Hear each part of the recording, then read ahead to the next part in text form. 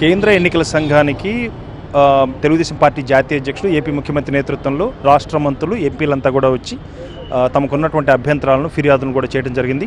Sir, ప్రధానంగా ఏ ఫిర్యాదు చేశారు? నిన్నగాక మొన్న జరిగినటువంటి ఎన్నికలకు సంబంధించి జరిగినటువంటి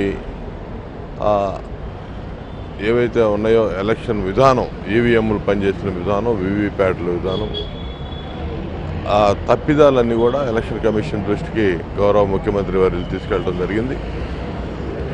అన్నీ కూడా నాకైతే వ్యక్తిగతంగా చెవిటోడి ముందు శంఖం వదిలినట్టు అనిపించింది. వాళ్ళు ఆల్రెడీ ఒక విధానంలో ఫిక్స్ అయి ఉన్నట్టు కనపడతా ఉంది.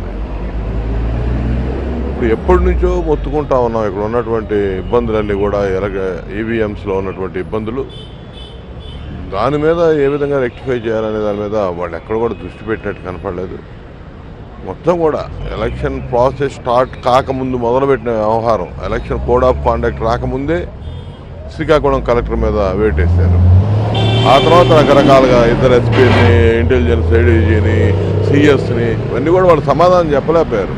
సిఎస్ని సీఎం గారు అడిగారు, రిప్రజెంట్ చేసిన దానిలో అడిగినప్పుడు అవన్నీ కూడా ఎటువంటి సమాధానం కూడా చెప్పకుండా దాటవేత ధోరణిలో ప్రవర్తించారు.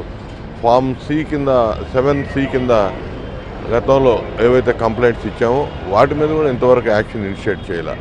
అదే వైఎస్ఆర్సీపీ వాళ్ళు మాత్రం ఏ అంశం మీద ఒక కంప్లైంట్ ఇస్తే ఇమ్మీడియట్గా రెస్పాండ్ అయిన విధానం, ఇవన్నీ కూడా వాళ్ళ దృష్టికి తీసుకొచ్చాం. కానీ దానికి సరైన సమాధానం అయితే సిఈసి కానీ ఎలక్షన్ కమిషన్ కానీ వాళ్ళు చెప్పలేకపోయారు. అది అర్థమవుతూ ఉంది. ఇది వాళ్ళు ఏదో చేస్తారని కాదు, కానీ వాళ్ళు చేసినటువంటి అన్యాయాలు, వీళ్ళు ఏ విధంగా వ్యవస్థలో ఏ విధంగా పాడైపోయి సేవ్ డెమోక్రసీ అనే నినాదం, ప్రధానంగా ప్రజాస్వామ్యాన్ని రక్షించుకోవాలి అనే తాపత్రయం ముఖ్యమంత్రి చంద్రబాబు నాయుడు గారిది. దాని మీద వాళ్ళ దృష్టికి గట్టిగా తీసుకెళ్ళాం. ఈ అంశాన్ని విడివిడిగా వివరంగా చెప్పారా సార్?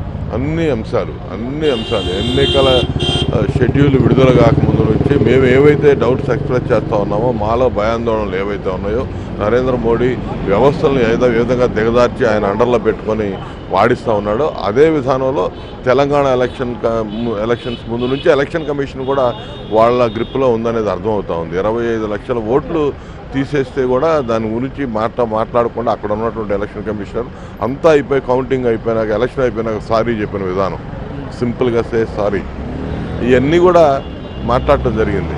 కాబట్టి ఈ విధంగా మహారాష్ట్రలో కూడా ముందుగా జగన్మోహన్ రెడ్డి ఎలక్షన్ కమిషన్ కలిసి ఇక్కడే దొంగ ఓట్లు చేర్చారని చెప్పి ఒక పిటిషన్ ఫైల్ చేయడం, ఇక్కడ కంప్లైంట్ ఫ్లోట్ చేయటం, అక్కడి నుంచి మళ్ళీ రాష్ట్రంలోకి వచ్చి మొత్తం ఒక పథకం ప్రకారం 175 నియోజకవర్గాల్లో మా పార్టీకి సంబంధించినటువంటి సానుభూతి పరులు ఓట్లు ఏ విధంగా తీయటానికి కుట్రబన్నారో, మరి దానికి సంబంధించినటువంటి అంశం గతంలో మేము వచ్చి కూడా ఒకసారి కలిసి రిప్రజెంట్ చేయడం జరిగింది.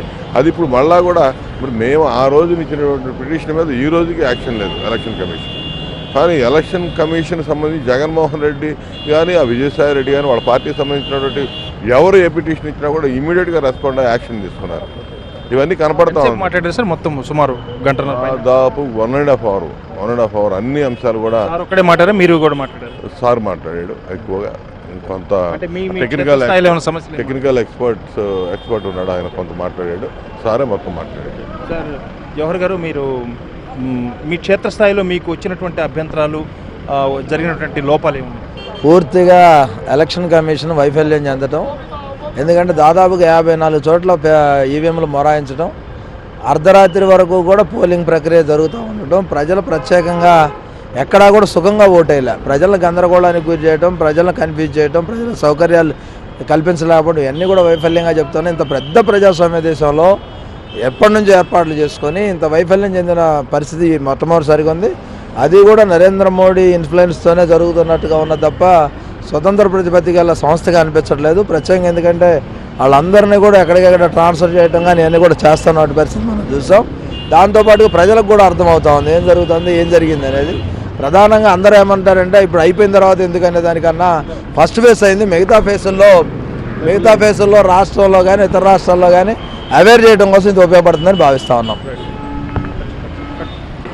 Rajya Sabha MP CM Ramesh sir, క్షేత్రస్థాయిలో జరిగినటువంటి లోపాలు ఏ రకంగా ఉన్నాయి అక్కడ మీ దగ్గర?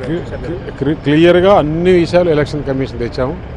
ఏదైతే మీరు ఇది ఎలక్షన్ కమిషన్ ఆఫీస్ మాదిరి లేదు, ఇదేదో వైసీపీ బీజేపీ ఆఫీస్ మాదిరి ఉంది. వాళ్ళు అక్కడ చెప్పడము మేము ఎలక్షన్ కమిషన్ పోతున్నాం, ఈ ఆఫీసర్ని ట్రాన్స్ఫర్ చేస్తామని చెప్పడము, వాళ్ళు వచ్చి కంప్లైంట్ చేయడము, మీరు యాక్షన్ తీసుకోవడము. కొన్ని కేసులు అయితే కంప్లైంట్ కూడా లేదు, మీరే యాక్షన్ తీసుకుంటున్నారు. ఇప్పుడు కూడా ఎలక్షన్ కమిషన్ ఇంత దిగజాడుగా పనిచేయలేదు. ఇవన్నీ చెప్పారా? అన్నీ చెప్పాం, నేనైతే చెప్పా. అంటే మేము 175 ఆర్ఓస్ ఉంటే ఆర్ఓస్లో ఒకరిని కూడా ట్రాన్స్ఫర్ చేయలేదు. అరే 175 ఆర్ఓస్ మీద నీకు ఏదైనా కంప్లైంట్ వచ్చిందా? ఆర్ఓస్ కాదు, అసలు చీఫ్ సెక్రటరీకి ఏం కంప్లైంట్ ఉంది, ఎస్పీ పైన ఏం కంప్లైంట్ ఉంది, ఇంటెలిజెన్స్ డీజీ పైన ఏం కంప్లైంట్ ఉంది? వన్ సైడ్గా చేస్తున్నారు. ఇది ప్రజాస్వామ్య పద్ధతి మంచిది కాదు.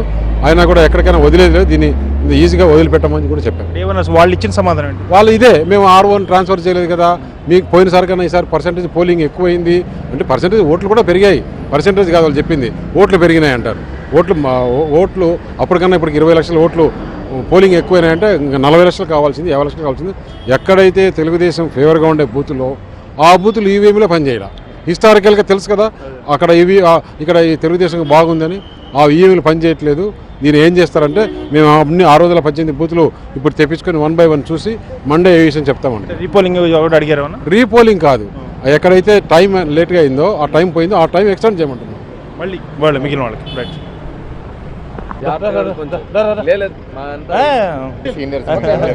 విశాఖపట్నం నుంచి తెలుగుదేశం పార్టీ అభ్యర్థిగా పోటీ చేసినటువంటి భారత్ ఇప్పుడు మనతో ఉన్నారు. క్షేత్రస్థాయిలో మీకు అక్కడ జరిగినటువంటి లోపాలు ఏ రకంగా ఉన్నాయి ఎన్నికల నిర్వహణ? అంటే అనేక బూత్స్లో ఈవీఎంస్ మ్యాల్ ఫంక్షన్ అవ్వడం, 2-3 గంటలు లేట్ అవ్వడం, రిపేర్స్ కోసం వాళ్ళు పిలవడం అనేది ఎప్పుడు చూడని విధానంగా జరిగిందండి. 7 నియోజకవర్గాలు అన్నిటికీ వెళ్ళాం. ఒక ఎస్కోట తప్ప మిగతా 6 చాలా మ్యాల్ ఫంక్షన్స్ అయినాయి. అంతేకాకుండా ఈ వీవీప్యాట్స్ కూడా 1-2 లొకేషన్స్లో మాకు వచ్చిన రిపోర్ట్స్ ఏంటంటే ఒక పార్టీ నొక్కితే ఇంకో పార్టీ పేరు వీవీప్యాట్లో రావడం అనేది ఆశ్చర్యకరం. అది రిటర్నింగ్ ఆఫీసర్కి కంప్లైంట్ చేయడం జరిగింది. మిడ్-నైట్ దాటేసి కొన్ని దగ్గరలు కూడా ఓటింగ్ జరగడం అంటే అంత బ్యాడ్గా చేశారని. ఎలక్షన్ కమిషన్ కూడా అక్కడ అరేంజ్మెంట్స్ చూసుకునే విధానంలో టెంట్స్ లేవు, వాటర్ లేదు, ఆఫీసర్స్ ఓటర్స్ అందరు కంప్లైంట్ చేశారు, కుర్చీలు లేవు, చాలా సమస్యలు ఫేస్ అయ్యాం. అయినా సరే ప్రజలందరూ పార్టీ కోసం ఓటేయాలని ఒక ఇది పట్టుదలతో ఎంత లేట్ అయినా సరే లైన్లో నుంచి ఓటేయడం జరిగింది. అది చూసి మా అందరికి చాలా ఆనందంగా అనిపించింది. ప్రత్యేకంగా మహిళలు, వృద్ధులు, పెద్దలు కూడా తిరిగి వెళ్ళిపోయి మళ్ళీ వచ్చి ఓటింగ్లో నిలబడి మా అందరికి ఓటేశారని మాకు అనిపిస్తుంది. అంటే మొత్తానికి ఈ కేంద్ర ఎన్నికల సంఘం ఇచ్చిన సమాధానం ఏంటి, ఏం చెప్పారు దీనికి అన్ని మీ ఫిర్యాదులు? అదే 2008 నుంచి మేము అసలు ఈవీఎంస్ ఆపరేటింగ్ మీద మా డౌట్స్ వ్యక్తం చేయడం జరిగింది. ఇప్పుడు కూడా ఏంటంటే బ్యాలెట్ పేపర్కి వెళ్ళిపోవాలనేదే మా ఆలోచన. టైం టేకింగ్ ప్రాసెస్ అయినా సరే అదే ఇంకా సేఫ్. ఒక పెద్ద ప్రజాస్వామ్యంలో మనం రిస్క్ తీసుకోవడం మనకి అవసరం కాదు. ఆ 1 రోజులు లేట్ అయినా పర్లేదు, పక్కాగా రిజల్ట్ రావడం అనేది ముఖ్యం కాబట్టి ఆ విధంగా వెళ్తున్నాం. వీళ్ళు ఏమన్నా అన్నారా, సమాధానం ఇచ్చారా ఏమన్నా? లోపల ముఖ్యమంత్రి గారు వెళ్ళారండి మీటింగ్కి. ఇప్పుడు దీని తర్వాత మా బ్రీఫింగ్ జరుగుతుంది. ఆ బ్రీఫింగ్ జరిగిన తర్వాత మీకు చెప్తాం. ఓన్లీ 1-to-1 జరిగింది సీఎం గారు అండి, ఒక 10 మంది సీనియర్ మంత్రులు అండ్ సీనియర్ ఎంపీస్ వెళ్ళడం జరిగిందండి. బయటంతా మేము ఉన్నాం.